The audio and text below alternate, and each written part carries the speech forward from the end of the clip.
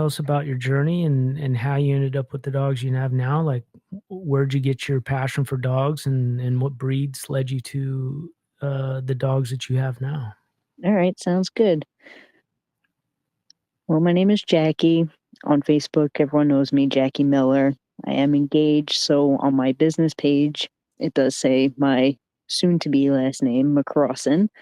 Um, I run MBF Bulldogs, and I breed Old Boston Bulldogs, and I'm pushing really, really hard to get this breed in a better place, better recognition, just a little more popularity, more people to know about it. Um, my big focus is health first with these dogs. Coming from somebody who used to work with game bred pit bulls for a very long time, I had gotten out of that, and I wanted to, stay somewhere similar. Um, and I always loved Boston Terriers, and I was doing a lot of research into Boston Terriers, and I knew that they had very similar history and early, ancestry with pit bulls. Um, from that point on, I got a little Boston Terrier cross, and it turned out she had some old Boston Bulldog blood in her. From it was someone who's no longer breeding them, but she was in Canada. But so the dog I got had some of her bloodline in there, and from there I just kind of started realizing what was the old Boston Bulldog. I realized it was pretty much exactly what I was trying to go for. Um, just try to bring back that old Bull and Terrier breed that the Boston Terrier had came from. They were game dogs. They were good working dogs. They were very tenacious, fearless, and very healthy. Nothing like today's Boston Terrier. Granted, I still love them. I'm not knocking them. There's still some good, really good ones out there, and there's definitely some that are still being worked, which is pretty awesome. But I didn't want one that was only 15 pounds and you know um, a little neurotic dog. I didn't really want that. But the little one that I got, I mean, she led me on some journey.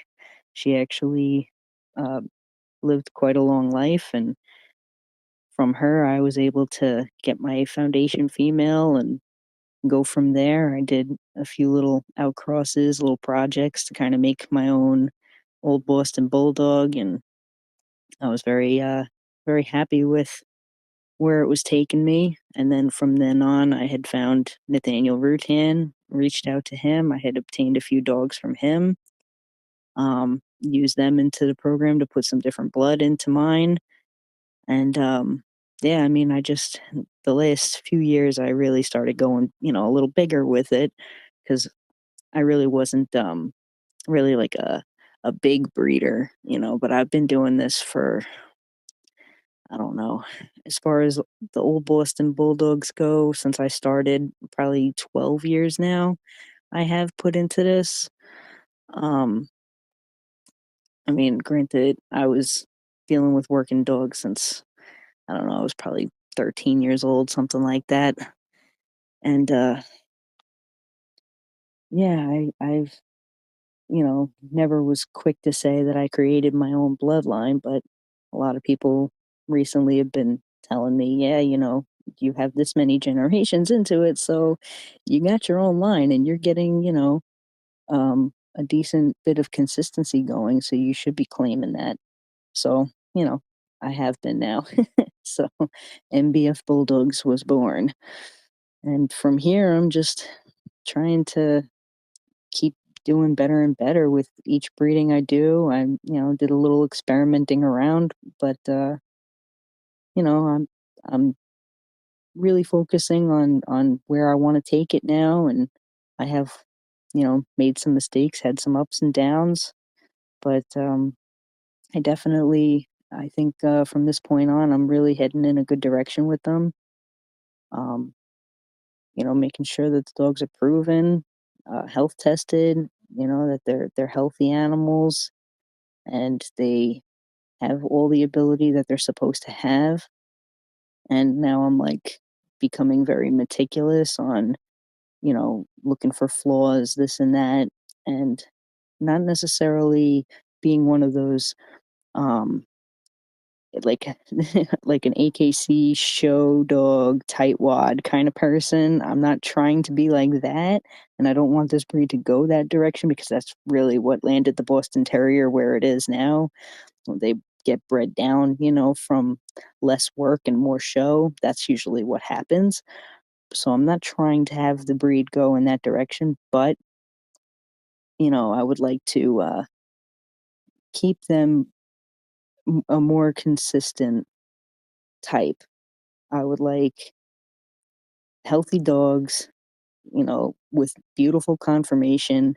If if I can eventually get them registered with the ADBA, have them recognized there and be able to compete in the shows, you know, that would be amazing. So, um, definitely looking at conformation, structure, all that stuff as, high priority at this point because I already know the dogs I produce, they all have the ability.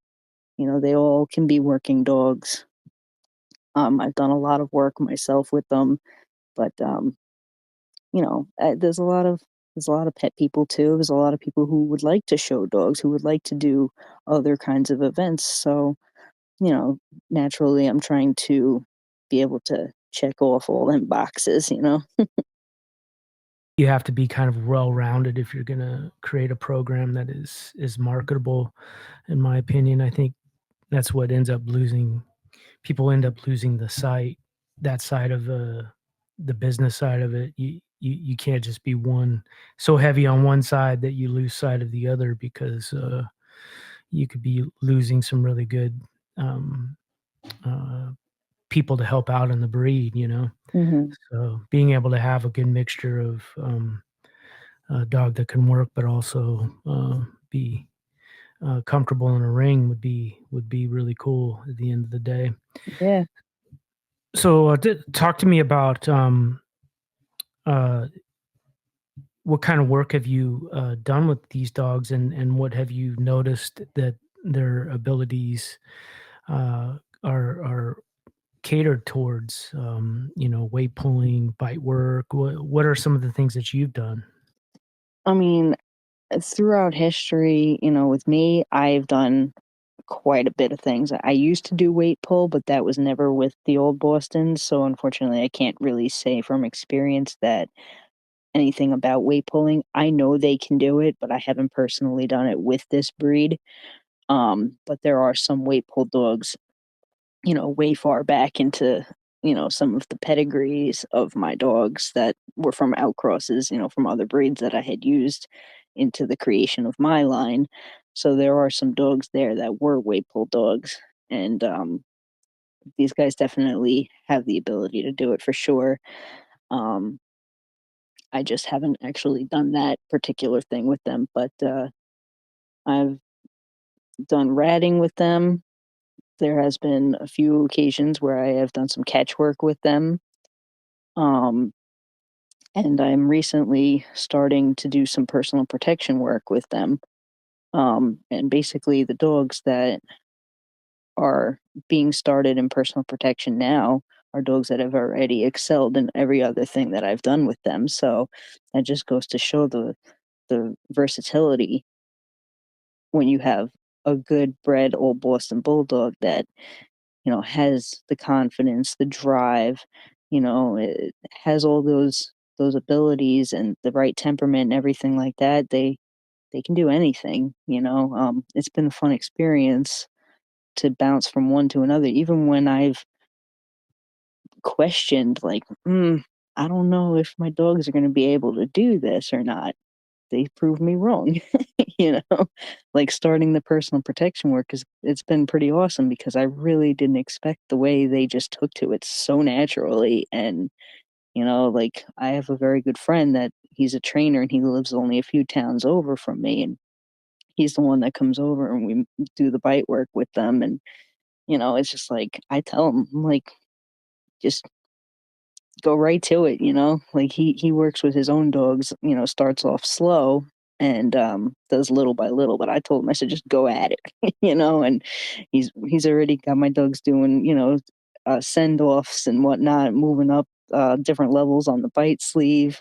So it's pretty cool, to see it. And it's really just because they got good drive, and good drive combined with good intelligence and a good off switch too.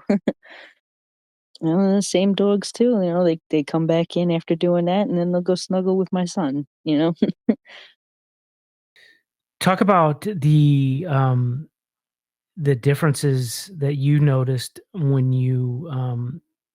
uh, when you had your mixed Old Boston to when you got Ruten's dogs. What were some of the differences that you saw right away as far as looks and temperament that attracted you to the breed even further? That you decided, hey, maybe there are things that I could improve upon, and things that I could that I'd like to double down on. What were some of those things?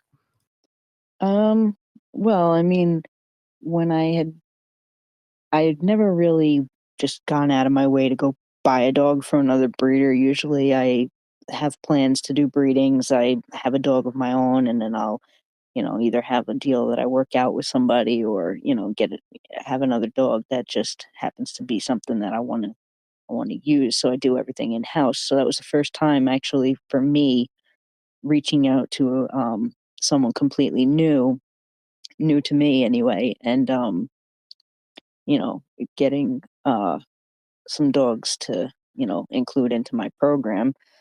But it was I needed the new blood basically, because I only had a few dogs and they were already all related, and I didn't want to continue to just like inbreed too much. I wanted to you know basically add some more diversity.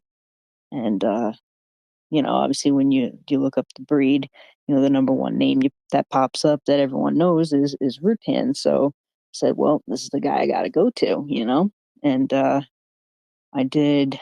The first dog I got um, was a male. His name is Rebel. Actually, he is with my buddy Alex, who is the trainer now, and he does the bite work with Rebel. Um, I got Rebel, and I was trying to get him into the ratting because I was doing it a lot at that point in time with my other dogs. And Rebel didn't really have too much of interest in doing that kind of stuff. He was a little more reserved, I guess you could say. But nothing that really you know was anything I really had to worry about. He was just all right. He's not going to do this stuff. That's fine. But I ended up breeding him to my female Goose, she's like my number one. Everybody knows Goose. Goose is the one I really brag on because she's like the whole package. Um and I knew that where Rebel lacked, her genes would help. So it's a matter of just doing the right pairing. And that breeding actually worked out pretty nice. There's definitely some pretty awesome dogs that came from that breeding. I ended up doing a repeat breeding with the two of them again, and then I kept one second time. Um, yeah, and the one I kept off of that, she's a pretty cool dog. She's a little more reserved like Rebel is, but she definitely does her thing too. So I did that, and then Rebel full grown ended up being a little bigger than I was kind of going for. He was actually bigger than what is quoted as the standard size, and he just he looked like a big pit bull. So I was kind of one thing that was turning me off there was the breedings I did with Rebel and just the look of Rebel, everyone was just confusing these dogs for, some type of pit bull or pit bull mix or, something along those lines. So I was like, I gotta get out of that because, I'm trying to get a more specific look down. And when people hear the name Old Boston Bulldog, they're thinking Boston Terrier, they're thinking Bulldog, and then they see these dogs and you're like, eh, they don't really look like what you're saying. So I was like, all right, well, that's it for that. Let's make a change and go a different direction. And then I had two other dogs that I had got off of Rutan. The female, she has the look. Um, she definitely has that look that people look at her and they say, wow, what kind of dog is that? Like, is it some kind of bulldog? Is that a Boston Terrier mix? Like she's got that look, like that one that really gets people's attention. So she was really cool, but man, I gotta say that dog is dumber than a bag of rocks. And like, I'm hoping that don't offend anybody, but it's just the truth. I'm not used to a dog being that dumb. And it's not just the lack of intelligence, it's that on top of the bulldog stubbornness. So it's like I could take one or the other. I could take a dog that is lacking in the intelligence department a little bit, but if they're as long as they're not stubborn on top of that, I can handle it. Or I can handle a little bit of stubbornness, but if the dog's smart and the trainability is much better, then I can handle it. But she's just one of them dogs that just like pisses you off every chance she gets, just defiant and just goes out of her way to just really do what you don't want her to do. And she knows what you're telling her. So it's one of them things that just gets under your skin in the worst way. So, I mean, I've tolerated her for quite a few years, but you know, uh I wasn't really too fond of some of her structural um features. You look at her, you see, yeah, it's a cool looking dog and everything, but like, looking further into it, I'm like, all right, her feet aren't the greatest, her top line's not the greatest, and she's got some flaws. Breeding her maybe to the right male will maybe do the job. And in her first two breedings, I was really not fond of how the pups looked.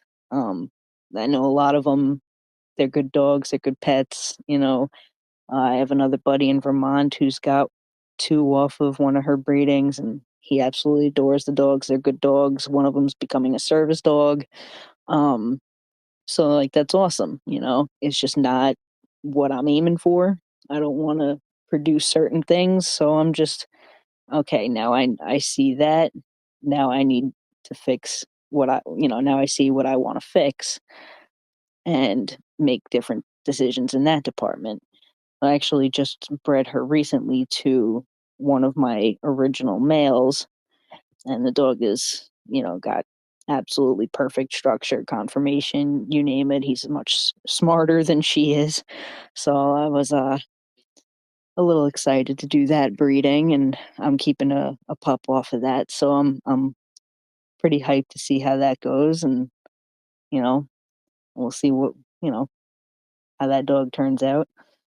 But there's just oh yeah, obviously, you're gonna notice things with every dog. You get one dog from one person, you get one dog from another.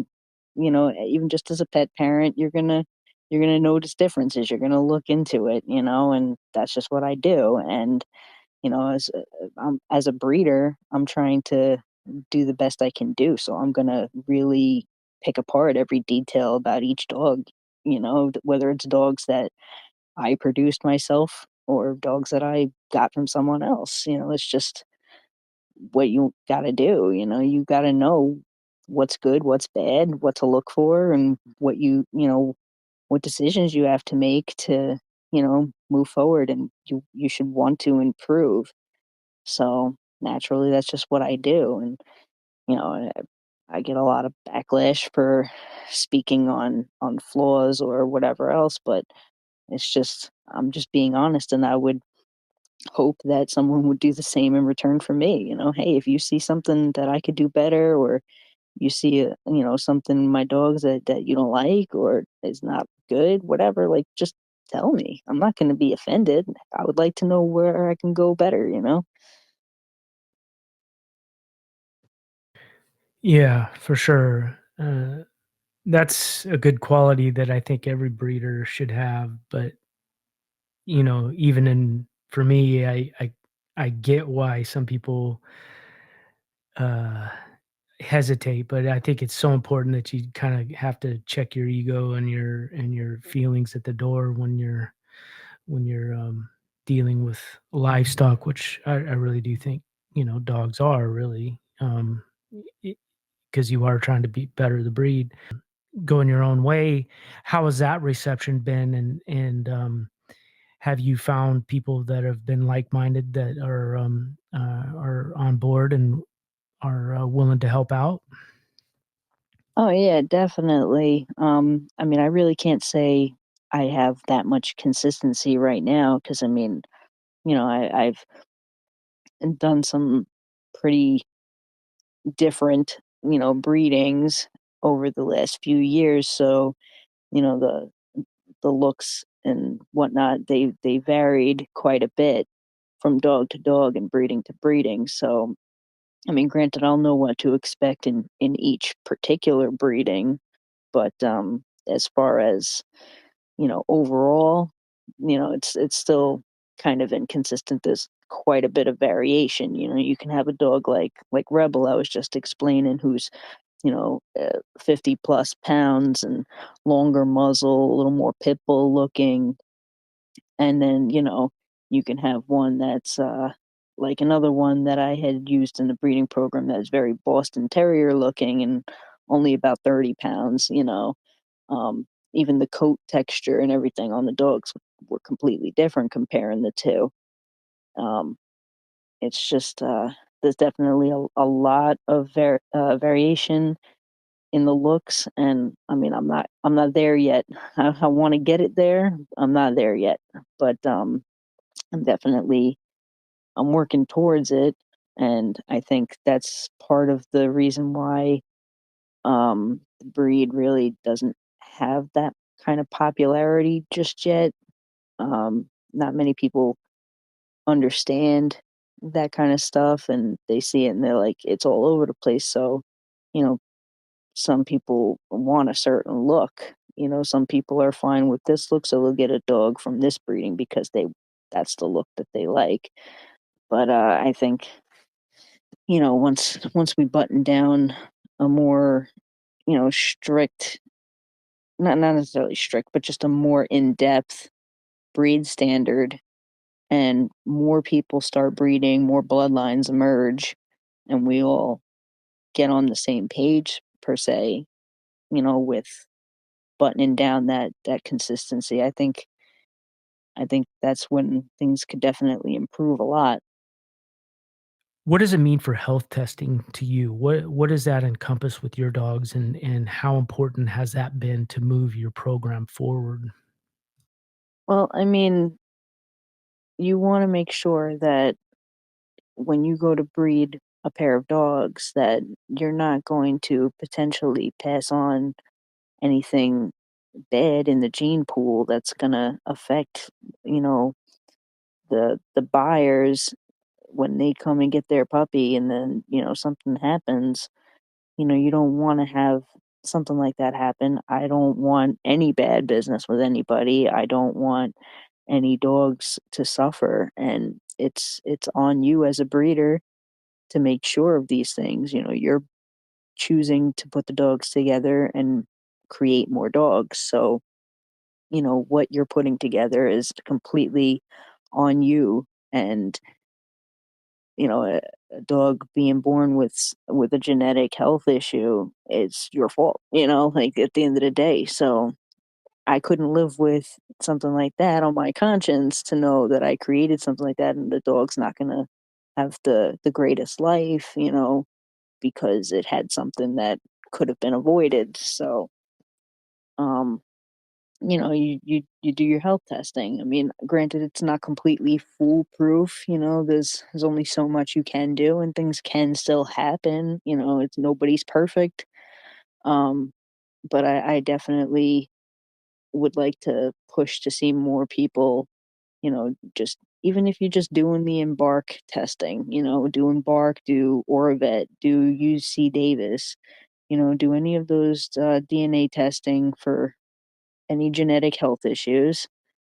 You go from there. You can take your dog to the vet and have them do the x-rays. You don't even have to get them um OFA scored. That's when it's like actually in the system and whatnot, and it goes through AKC and this and that, whatever.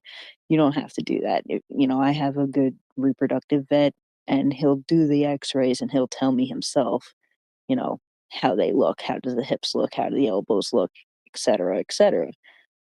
So then you could just go from there, and you make the decision. If there are things that are red flags, your dog may be carrying something, because then when you get into genetics now, you have things that are carried but not expressed.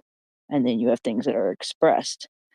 So, it goes like you can have dog A is a carrier for something, whatever. Um, you can breed that dog B, being a dog that does not carry it, carries nothing of the sort. Now you have a better shot at producing puppies that won't carry it. Yes, you'll still have one or two that'll be carriers, but then you go from there. Those either shouldn't be bred, or they, they become pet homes, whatever. Um, some things you can play around with. There's some things that are like, all right, it's not too big of a concern. If the dog's only a carrier, bred to a non-carrier, you're gonna hit better odds. But then there's other things. If you only tested one dog and that dog, is just a carrier for one thing, but you didn't test the other dog. Now that other dog could be a carrier for the same thing as well. That means 50% roughly is going to be affected. 50% roughly of that litter will be affected. And then that's when you're going to really start to see the problems turning up. So it's like, I almost like try to scare people into realizing like how much things, like dogs can get all kinds of genetic health issues the same as people, and you have no idea what a dog could have going on internally that's not being shown, or what a dog could carry a gene for that could not be shown in that dog but come out in that dog's offspring. So, like you got to be careful with these things, and that's why I feel like more people should care about doing these things and wanting to eliminate any risks. The better breedings you do, the better you do at it, the better puppies you'll produce. And then the happier the buyers will be when they take their dog to the vet and, something's going on, they get blood work done, and they say, hey, everything is all clear. Your dog has nothing going on, perfectly healthy, nice, clean bill of health. And then everybody's happy, like it's the win-win right there. So it's just common sense, and a lot more people need to think that way. 'Cause sometimes, you take risks and sometimes they work out, but you might not always be that lucky. So that's just a big part of it for me, you know? I agree with that. So, do you foresee yourself ever utilizing things like pin hip or OFA? Yeah, I mean, I've done it. Like I said, I don't have them scored, for record, but I gladly, provide x-rays, that I have done with my vet. And, and I guess not many people really would know what they're looking at, but anybody who really wants to know, you know, they can look at it that way. But eventually, yeah, I'll have them scored too. I'll go the lengths. Like that's the thing. Like what really does it hurt you, as a breeder to spend a little extra money and put in that little bit extra work to do something a little bit better, And everything I say too, I'm not just saying it as for this breed only. I mean, this is really goes for many, many breeds. We can go on talking about, being a good breeder and doing your due diligence and whatnot, but also people who are shopping to buy a dog should also be doing the same. They should be doing the research. They should ask questions. They shouldn't just, take anyone's word for it. They need to really look into it, do their research, and, if they see red flags, don't ignore them. Don't be afraid to ask questions. Don't be afraid to, you know, push the envelope and get the info that you need so you know what you're getting and what you're doing. So where do you envision the old Bostons in on your yard in say 5 years? What is the standard that you're trying to drive home and hoping that more people can follow your lead, for example? Well, I mean, obviously, we already touched on the health. Just trying to shed more light on that and bring more awareness and hopefully educate as many people as possible about that kind of stuff. Um, then, second to health, obviously, structure and confirmation, because I mean, it, for the most part, does go hand in hand with health. Um, like if you see a dog that has, a high rear, a swayed back with a high rear, the chances are there could very well be some underlying issues there. So that's why I push the whole, you know, confirmation and structure. It's not because I'm trying to turn it into a show dog, an AKC show dog. It's because the better the physical structure of the dog, the healthier the dog is going to be, which also leads to its working ability. A dog will have a better and easier time being able to do the work that a lot of people want these dogs to do if they're built better for it. So, I mean, obviously, I have that aspect. And, I would like to definitely tighten down some more consistency with, the looks being where you can see that there's Boston Terrier in them.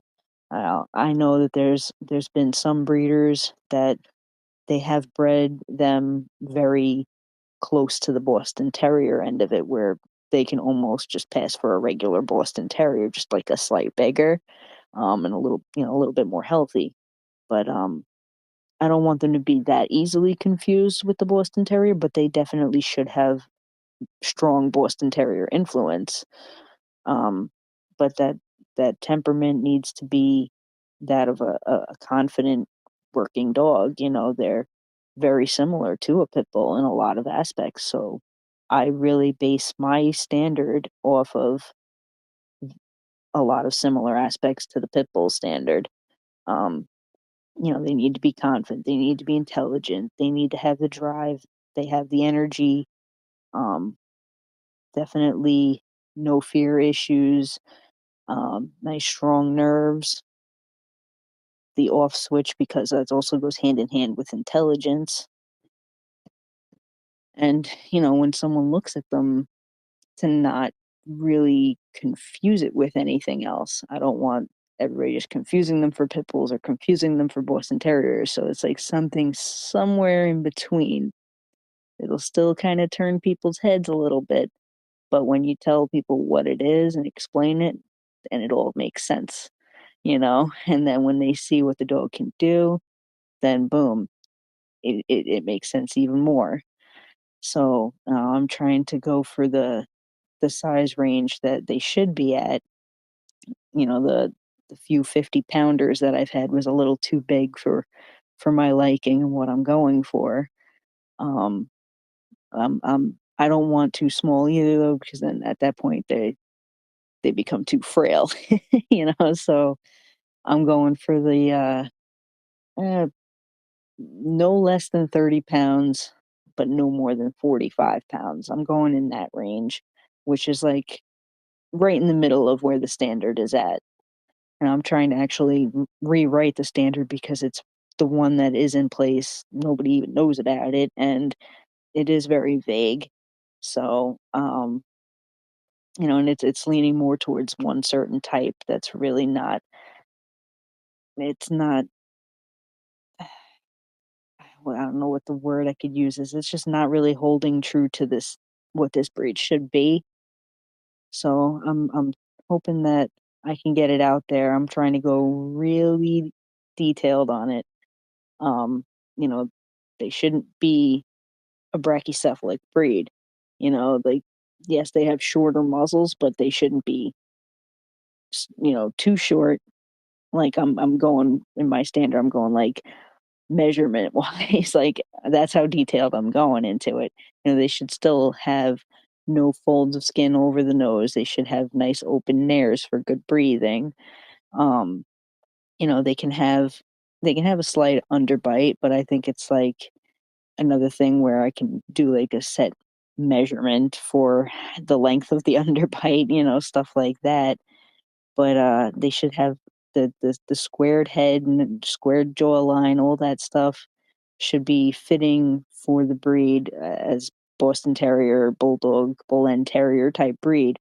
But body wise, they should pretty much all be very similar to a pit bull. They should have that nice springy build to them. You know the nice rounded rib cage, solid bone structure, but very athletic. So, like all those things, like I can break down, you know, but the main thing is being free of any of those health issues. That when people hear bulldogs, bulldogs have a lot of health issues. So we don't want those, and we don't want the issues that started coming about in the Boston Terrier as they started being bred down from what they used to be. And it's yeah, I mean, obviously it's still a work in progress. So I'm really hoping to get it in that range, and really represent the dogs that, of history that it came from, I mean, it's a recreation breed. We're mixing breeds to make this breed, obviously. Everyone knows that. I mean, there's no denying it, but they're supposed to represent those old historic bull end terriers.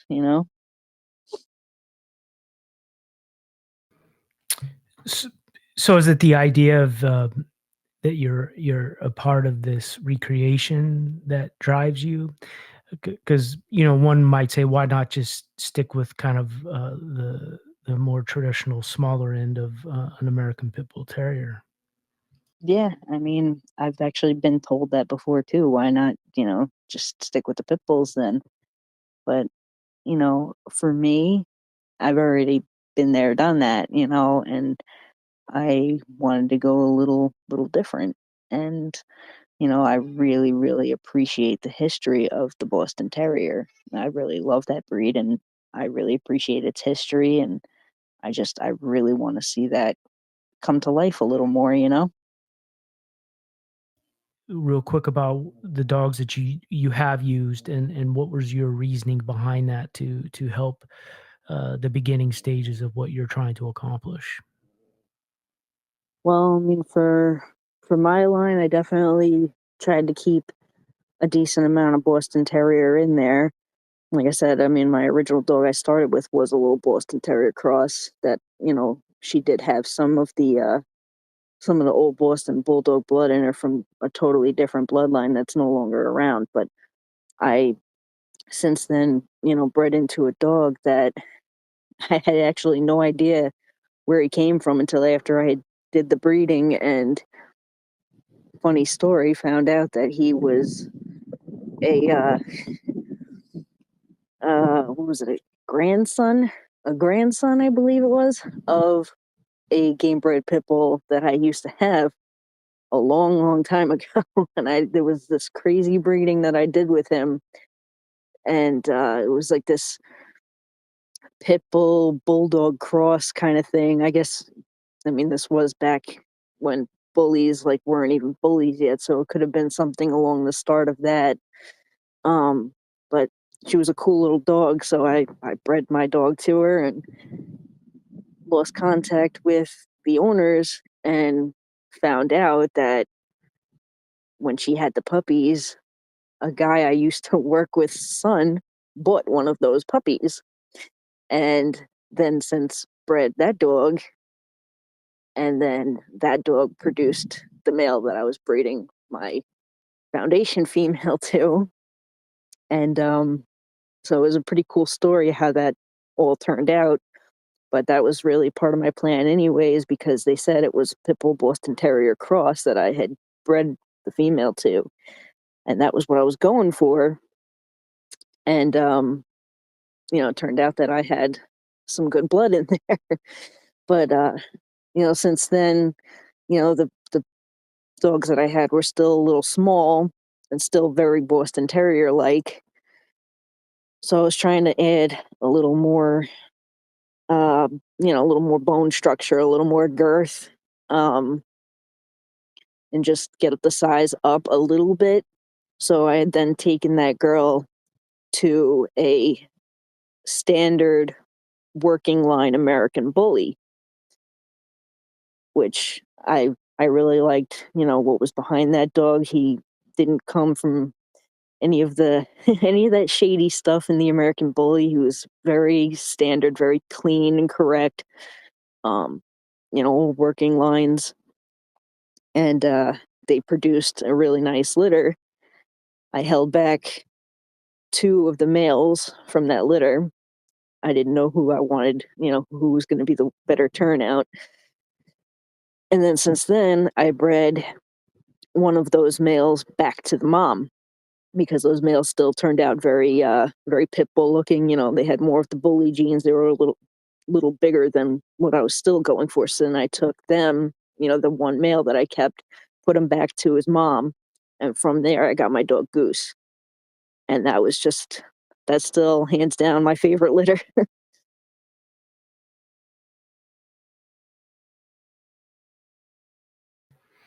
And what do you think your next move is gonna be? um, well, since then, I did the outcrossing of blood with the Rutan blood. I did a handful of breedings that were all like 50-50. Kept back some dogs from that.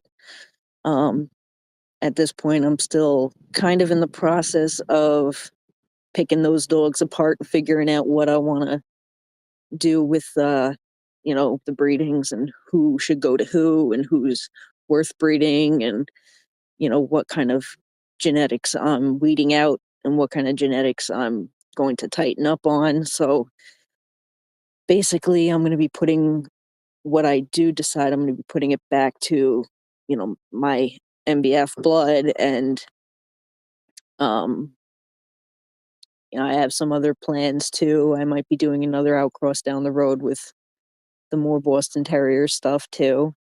I have a whole lot of things that are just like kind of sitting on the sidelines, just waiting per se when I feel it's time to do it, and what dogs would be best to do it. I have a few other people now that are, they're all on the same page. They're working towards doing something and starting their own lines. And we had some, interesting little business deals that we're going to be working out in the future. And I'm excited for that stuff. So, yeah, I mean, we'll see. I like to plan ahead, but when the time comes, sometimes things just change. So you never know. I have a whole notebook that is like just handwritten pedigrees and matching this and matching that and what I want to do here and there. So, but when the time comes, you never know. I might change my mind. So we'll see. Have you, reached out to any, registries or anything like that to, help with this, project? Well, I did get my dogs registered with Battlebred. Um, so that's pretty exciting. That's just in the process of being finalized now, and I already have one of my puppy buyers going back to him to register their puppy through him, so that's pretty awesome. It's a really good step there. And then, Battlebred's growing pretty rapidly, so I'm kind of hoping maybe that would be a little bit of like a nudge towards my main goal of getting them in with the ADBA. I know I said this all on the interviews with him too. Like, that's my goal. I'm really hoping that maybe they'll hear one of these podcasts, and you never know.